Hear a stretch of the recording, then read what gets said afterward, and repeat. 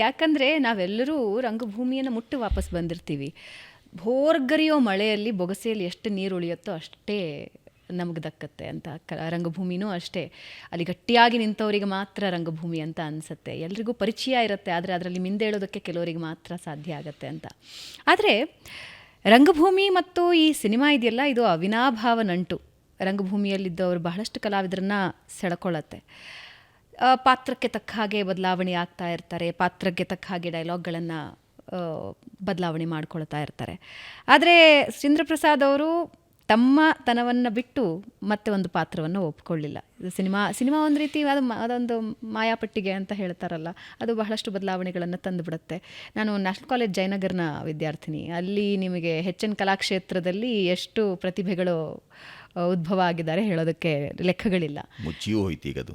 ಮುಚ್ಚೋಯ್ತು, ಬೇರೆ ಏನೋ ಕಟ್ತಾ ಇದ್ದಾರೆ. ನಾನು ಕೊನೆಯ ಬಾರಿ ಹೋಗಿ ಕೂತು ನೋಡಿ ಬಂದೆ. ನಿಮ್ಮನ್ನು ಬದಲಾವಣೆ ಯಾಕೆ ಆಗಲಿಲ್ಲ ಅಂದರೆ ಪಾತ್ರಗಳಿಗೆ ತಕ್ಕ ಹಾಗೆ ಡೈಲಾಗ್ಗಳು ಬದಲಾವಣೆಗಳಾಗ್ತಾ ಇರುತ್ತೆ. ಆದರೆ ಸುಚೀಂದ್ರ ಪ್ರಸಾದ್ ಅವರೇ ಕಲಾವಿದರಾಗಿ ತೊಗೊಳ್ತೀರಾ, ನನ್ನನ್ನು ನೀವು ಬೇಕು ಅಂತೀರಾ, ನನ್ನ ಈ ಸಿನಿಮಾದಲ್ಲಿ ನಾನು ಬೇಕು ಅಂತ ಹೇಳಿದ್ರೆ ಅದು ನನ್ನ ರೂಲಿನ ಮೇಲೆ. ಹೇಗದು? ಹಾಗೇನಿಲ್ಲ, ಸ್ಪರ್ಶಿಸಿ ದರ್ಶಿಸಿ ಬಂದ್ಬಿಡೋಂಥವ್ರಿಗೆ ಪ್ರಾಯ ಈ ಥರದ ಅಪಾಯ ಒದಗಿತು. ನಾನು ಸ್ಪರ್ಶಿಸಿ ಕೇವಲ ದರ್ಶಿಸಿ ಬಂದವನಲ್ಲ, ತಳಸ್ಪರ್ಶಿ ಅಧ್ಯಯನಕ್ಕೆ ನಿಂತವನು. ನಾನು ರಾಷ್ಟ್ರೀಯ ನಾಟಕ ಶಾಲೆಯ ಭಾಗವಾಗೂ ಇದ್ದವನು. ಹಾಗಾಗಿ ನಿಮ್ಮ ಕಾಣಿಕೆ ಸ್ವಲ್ಪ ವಿಸ್ತಾರವಿದ್ದಾಗ, ಅದಕ್ಕೆ ವೈಶಾಲ್ಯ ಸಿಕ್ಕಾಗ ಸಹಜವಾಗಿ ನೀವೇನು ಮಾಡ್ತಿದ್ದೀರಿ ಅನ್ನೋದ್ರ ಬಗ್ಗೆ ನಿಮಗೆ ತೀವ್ರವಾದ ಅರಿವು ಇರುತ್ತೆ. ಅದರ ಹರಿವು ಸಹ ಹೋದಂತೆಲ್ಲ ಹೋಗ್ಬಿಟ್ಟಾಗ ಸಹಜವಾಗಿ ನೀವು ಕಲಿತ ವಿದ್ಯೆ ಇದೆಯಲ್ಲ ಅದು ಅಬದ್ಧವಾಗಿಬಿಡುತ್ತೆ, ಅಪಸವ್ಯ ಆಗುತ್ತೆ. ಅಪ್ರಾಮಾಣಿಕ, ಅಪ್ರೌಢ ಮತ್ತು ಅಪ್ರಬುದ್ಧ, ಅಸಂಗತ ನಡೆ ಇದೆಯಲ್ಲ ಅದು ಕಲಾವಿತ್ ಅಂದರೆ ಕಲೆಯನ್ನು ಬಲ್ಲವ ಅಂತ ಅರ್ಥ. ಕಲಾವಿದ ಆಗಬೇಕು ಅಂತಂದರೆ, ಕಲೆಯನ್ನು ಬಲ್ಲವನು ಆಗಿ ಉಳಿಬೇಕು ಅಂತಂದರೆ ಕಲೆಯ ಮೂಲ ಸೆಲೆಯನ್ನು ಅವನು ಅರ್ಥ ಮಾಡ್ಕೊಂಡಿರಬೇಕು.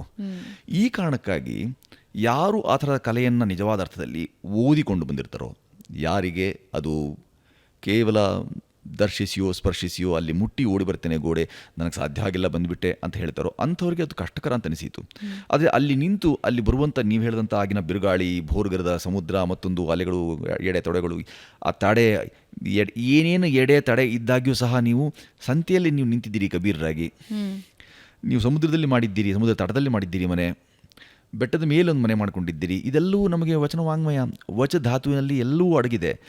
ಅಲ್ಲಿ ಅಂಜಿ ಸಾಕಿದು ಅಂತ ಹೋದಂಥವ್ರನ್ನ ನಾವು ಪಲಾಯನವಾದಿಗಳು ಅಂತ ಕರೆಯೋದು. ಆದರೆ ಅವಕಾಶವಾದವನ್ನು ಪಲಾಯನವಾದವನ್ನು ಪಕ್ಕಕ್ಕಿರಿಸಿ ಇಲ್ಲಿ ಏನಾದರೂ ಸಾಧನೆ ಮಾಡಿಬಿಡ್ತೀನಿ, ಹೆಸರು, ಅಂತಸ್ತು, ಹಣ, ಅದಕ್ಕೊಂದು ಮತ್ತೇನೋ ಶ್ರೇಯ, ಈ ಎಲ್ಲ ಗರಿಗಳನ್ನು ಪಕ್ಕಕ್ಕಿಟ್ಟು ನಾನು ಕಂಡುಕೊಳ್ತೀನಿ, ಇದರ ಮುಖಾಂತರ ಸಂವಹನ ಪ್ರಕ್ರಿಯೆ ಇದೆಯಲ್ಲ ಅದನ್ನು ಇನ್ನಷ್ಟು ಮೊನಚಾಗಿಸ್ತೀನಿ ಅದಕ್ಕೆ ಅಂತ ಯಾವಾಗ ಯೋಚನೆ ಮಾಡ್ತಿರೋ ಆವಾಗ ಈ ಕಲಾದೇವಿಯು ಸಹ ಬೇರೆ ರೀತಿಯಲ್ಲಿ ಅದಕ್ಕೆ ವ್ಯತಿರಿಕ್ತವಾಗಿ ಆಕೆ ವ್ಯವಹರಿಸೋಲ್ಲ, ಕೈ ಹಿಡಿದು ನಡೆಸುವಂಥ ಕೆಲಸವನ್ನು ಮಾಡ್ತಾಳೆ.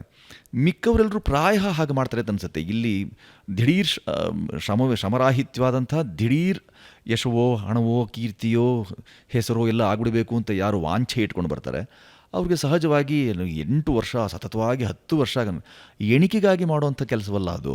ಇಷ್ಟು ವರ್ಷ ಅದೊಂದು ಬೌದ್ಧಿಕ ಕೈಂಕರ್ಯ, ಅದೊಂದು ಬೌದ್ಧಿಕ ಔನ್ನತ್ಯಕ್ಕಾಗಿ ನಿಮ್ಮನ್ನು ನೀವು ಕಂಡುಕೊಳ್ಳೋದಕ್ಕಾಗಿ ಮತ್ತು ಇತರರಿಗೆ ನೀವೇನೋ ಅಂತ ಹೇಳೋದಕ್ಕೆ ಮಾಡುವಂಥ ಒಂದು ಸೇತು ಇದೆಯಲ್ಲ, ಆಗಲಿ ನೀವು ಹೇಳಿದಂಥದ್ದು, ಆ ಸೇತು ನಿರ್ಮಾಣಕ್ಕಾಗಿ ನೀವು ಕೆಲಸ ಮಾಡ್ತಿರ್ಬೇಕಾದಾಗ ಸಹಜವಾಗಿ ನಿಮಗೆ ಸೋಲಾಗೋಲ್ಲ. ತುಂಬ ಜನರು ಅರ್ಧದಲ್ಲಿ ಮರಳಿ ಹೋಗಿಬಿಟ್ಟು ಇಲ್ಲ ತುಂಬ ದೂರ ಆಯಿತು ಅಂತ ಜರಿಯುವ ಕೆಲಸ, ಕೈಗೆಟಕದ ದ್ರಾಕ್ಷಿ ಹುಳಿ, ಯಾವಾಗ ಎಗಿರಿ ಕೊನೆಗೆ ಆಗಲಿಲ್ವೋ, ನನಗೆ ಸಿಕ್ಕಲಿಲ್ವೋ, ಚೆನ್ನಾಗಿಲ್ಲ ಅದು ಹುಳಿಯೋದು. ಯಾವಾಗ ದಾಟರು ಸಾಧ್ಯ ಆಗಿಲ್ವಾ ಅದು ಮಧ್ಯದಲ್ಲಿ ಎಲ್ಲ ಕಿತ್ತು ಹೋಗಿದೆ. ಅಲ್ಲಿ ಹೋದ್ಮೇಲೆ ನಾನು ಅಂದ್ಕೊಂಡೆ ಅಲ್ಲಿ ತನಕ ಹೋದ್ಮೇಲೆ ಏನು ಮಾಡೋದು, ಹೋಗ್ಬಿಡ್ತೀನಿ.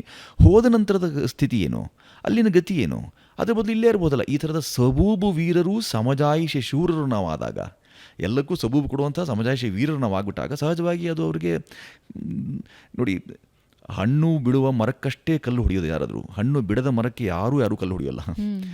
ಹಾಗಾಗಿ ಈ ಥರದ್ದೆಲ್ಲ ಕೆಲವು ಸಂಗತಿಗಳು ನಮಗೆ ಕಾಣಿಕೆಯಾಗಿ, ಉಪಜವಾಗಿ ಮತ್ತು ಈ ರಂಗ ನಮಗೆ ಕೊಡಮಾಡಿದಂಥ ಉಡುಗೊರೆಯಾಗಿ, ಬಳುವಳಿಯಾಗಿ ದಕ್ತಾ ಹೋಗುತ್ತೆ. ಅದನ್ನು ಯಾರು ತಮ್ಮದಾಗಿಸ್ಕೊಳ್ತಾರೆ ಅವ್ರಿಗೆ ಒಂದು ಹಿರಿತನ ಸಿಕ್ಕುತ್ತೆ, ಅವ್ರಿಗೊಂದು ಶ್ರೇಯ ಸಿಕ್ಕುತ್ತೆ. ಅವರು ಬಯಸಿದ ಶ್ರೇಯ ಅದಾಗಿರಬಾರ್ದು, ಇತರರು ಕೊಡಮಾಡಿದಂಥ ಉಪಾಧಿ ಆಗಬೇಕದು, ಬಯಸಿದ್ದಲ್ಲ ಅದು ಯಾಚಿಸಿ ಬಯಸಿ ಆಗಬಾರ್ದಲ್ಲ, ಅದಾಗಬಾರ್ದು. ಅದು ಇತರರು ಕೊಡ್ಬೋದಾದಂಥ ಉಪಾಧಿ ಅದು. ಅದು ನಾವು ನಿಮ್ಮನ್ನು ನೋಡಿದಾಗ ಹಾಗೆ ಅನಿಸುತ್ತೆ, ನಿಮ್ಮನ್ನು ನೋಡಿದಾಗ ನಿಮ್ಮ ಮಾತು ಕೇಳಬೇಕು ಅನಿಸುತ್ತೆ, ನಿಮ್ಮ ನಟನೆ ನೋಡಬೇಕು ಅನಿಸುತ್ತೆ ಅಂತ ಇತರರು ಹೇಳಿದಾಗ, ನೀವೇ ಹೇಳಿದಾಗ ಬದಬಳಕೆ ಮಾಡಿದ ಮುಖ ಸ್ತುತಿ ಇದೆಯಲ್ಲ ಆ ಸ್ತುತಿ ಇರಬೇಕು. ಅದು ಸ್ತುತ್ಯಂತರವಾದ, ಸ್ಥಿತ್ಯಂತರವಾದಂಥ, ಲಿಪ್ಯಂತರವಾದಂಥ, ತಲತಲಾಂತರ ಬರ್ಬೋದಂಥ ಕೆಲಸ ಆಗ್ಬೋದು ಅದು ಎಲ್ಲರೂ ಹೇಳ್ದಂಗೆ ನನಗೆ ಕಲೆ ರಕ್ತಗತವಾಗಿತ್ತು. ರಕ್ತಗತವಾಗಿ ಏನೂ ಇರೋದಿಲ್ಲ, ರೂಢಿಗತವಾಗಬೇಕದು. ಕಲೆ ಯಾವತ್ತೂ ರಕ್ತಗತವಾಗಿ ಬಂದುಬಿಡೋಲ್ಲ ನಿಮಗೆ. ಇದಕ್ಕೆಲ್ಲ ಈ ಹಿಂದಿನ ಪರಿಶ್ರಮ ಇದೆಯಲ್ಲ, ಇದನ್ನು ನಾವು ಸಾಧಿಸಿ, ಒಂದು ವಿಕ್ರಮ ಸಾಧಿಸಿ ನಂತರ ಅದನ್ನು ದಾಟಿಸಿ ಕೊನೆಗೆ ಅದಕ್ಕೆ ಪರೀಕ್ಷೆ, ನೀವು ತುಂಬ ವಿಧೇಯ ವಿದ್ಯಾರ್ಥಿಯಾಗಿ ಪರೀಕ್ಷೆ ಬರೆದು ನಿಮ್ಮ ಫಲಿತಾಂಶಕ್ಕಾಗಿ ಕಾಯ್ತಾ ಇರಬೇಕು. ಇಂಥವೆಲ್ಲವೂ ನಾವು ಈ ಹರಟೆಯಲ್ಲಿ ಮಾತಾಡ್ಕೊಳ್ಳಲ್ಲ ಅಂತಂದರೆ ತುಂಬ ಜನರು, ಎಷ್ಟೋ ಜನರನ್ನು ನೋಡ್ತೀವಿ, ಎಳೆಯರು, ಅವ್ರದ್ದು ಹಾಷ್ಟ್ಯವೇ ನಾನು ರಂಗಭೂಮಿನಲ್ಲಿ ಬಂದವನು ಅಂತ ಹೇಳ್ತಾರೆ. ರಂಗದ ರಾ ಗೊತ್ತಿರೋದಿಲ್ಲ, ಅನುಸ್ವಾರ ನಂತರದ್ದು. ರಂಗದ ರಾ ಗೊತ್ತಿಲ್ಲದೆ ಗಾತಂಕ ಬರೋದಾದರೂ ಹೇಗೆ?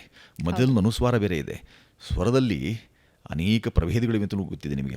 ಆ ಥರದ 7 ಸ್ವರ ಎಲ್ಲ ಇಟ್ಕೊಂಡು ಅದೇನೂ ಇಲ್ದಂಗೆ ಅನುಸ್ವಾರದಲ್ಲಿ ಸ್ವರ ಸಾಧನೆಯೇ ಆಗಿಲ್ಲ ಅಂತಂದರೆ ರಂಗ ಅಂತ ಹೇಳೋದಾದರೂ ಹೇಗೆ? ಈ ಥರ ಯಾವುದೇ ವಿಭಾಗಕ್ಕೆ, ಅದು ಕೇವಲ ರಂಗಕ್ಕಷ್ಟೇ ಅಲ್ಲ, ನಿಮ್ಮ ವಿಭಾಗದಲ್ಲಿ ಏನು ಕೆಲಸ ಮಾಡ್ತೀರಿ ನೀವು, ನಿಮ್ಮ ವೃತ್ತಿ ಸಂಬಂಧಿ, ಅಲ್ಲೆಲ್ಲವೂ ಈ ಥರದ ಶ್ರದ್ಧೆ ಬಹಳ ಮುಖ್ಯವಾಗಿ ಕೆಲಸ ಮಾಡುತ್ತೆ.